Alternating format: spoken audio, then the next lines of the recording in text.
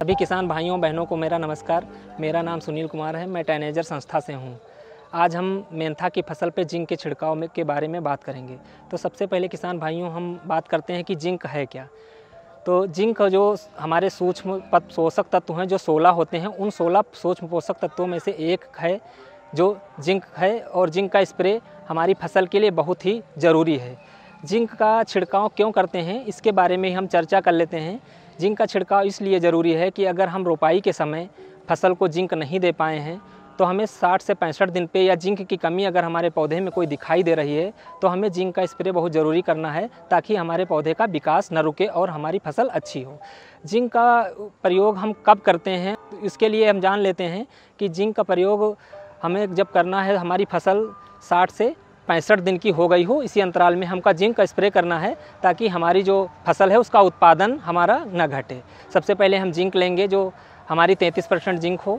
फिर उसके बाद में हमें एक बीकर लेना है, एक नापने वाला लेना है, एक बाल्टी लेना है, एक मशीन लेना है और साफ़ पानी होना चाहिए और एक मग होना चाहिए और एक टंकी होनी चाहिए जो 16 लीटर की हो। तो सबसे पहले हम 16 ग्राम जिंक नाप लेते हैं, क्योंकि हमारी 16 लीटर की टंकी हो, 1 ग्राम पर लीटर के हिसाब से हमें स्प्रे करना रहता है। अब हम क्या करते हैं, मग में हम 1 लीटर पानी भरते हैं। पानी भरने के बाद में उसमें हम 16 ग्राम जिंक जो हमारी तौल के रखी है उसको हम डाल देते हैं। डालने के बाद अच्छे से उसको मिला लेते हैं। फिर बाल्टी से हम टंकी में पानी 15 लीटर भरते हैं। फिर उस दवा को हम जाके टंकी में डालते हैं।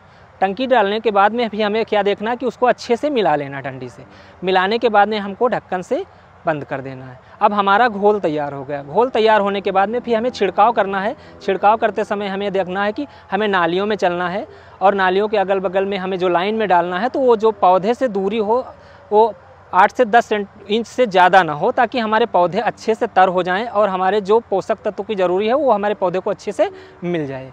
तो हमारा ये स्प्रे हो गया। अब किसान भाइयों एक चर्चा करते हैं कि जो हम मेंथा में जिंक स्प्रे किए हैं इसके लाभ क्या हैं।